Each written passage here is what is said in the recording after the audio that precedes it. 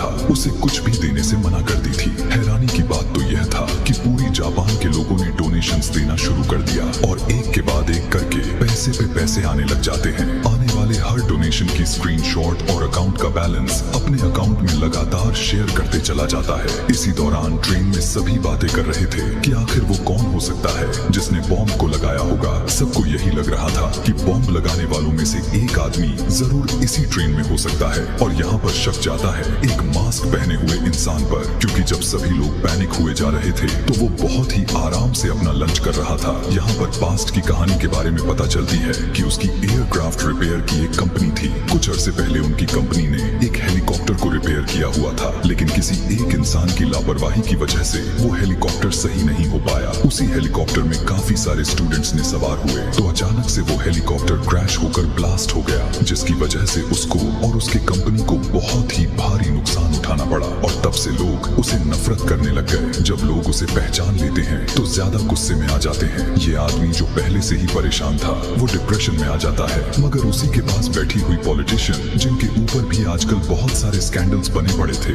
वो उसे सहारा देते हैं, उसकी जान बचाते हैं और उसे बताते हैं स्कैंडल्स लोग एक ना एक दिन भूल जाते हैं। इसी पैनिक के दौरान में यहाँ पर एक लड़की आ जाती है, वही स्टूडेंट जिसका नाम यूजिकी, जो मूवी के शुरुआत से ही काफी अजीब लग रही थी। पता चलता है कि बॉम्ब्स को लगाने वाला कोई और नहीं बल्कि यूजिकी खुद है। हाँ, हम सही सुन रहे हैं, एक स्कूल की बच्ची ने यह इतना बड़ा प्लान किया हुआ था, वो भी सिर्फ अपने डैड से बदला लेने के लिए।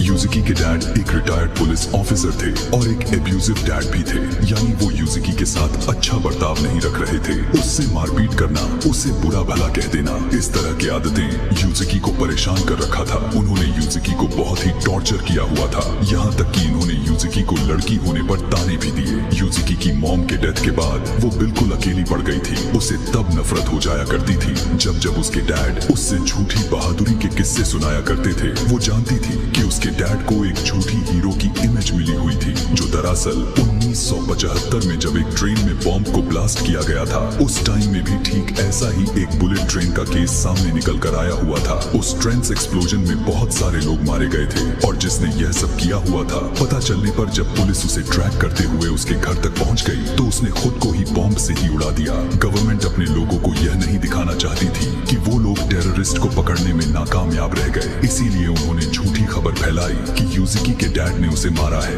यही वजह भी थे कि यूजिकी के डैड को एक हीरो मॉडल में तराश दिया गया था। यूजिकी के डैड की सारे के सारे दुनिया शाबाशी देने लग गए, लेकिन सारा सच जानती थी और वो यह सच सबके सामने लाना चाहती थी। उसके डैड को जहां पूरी दुनिया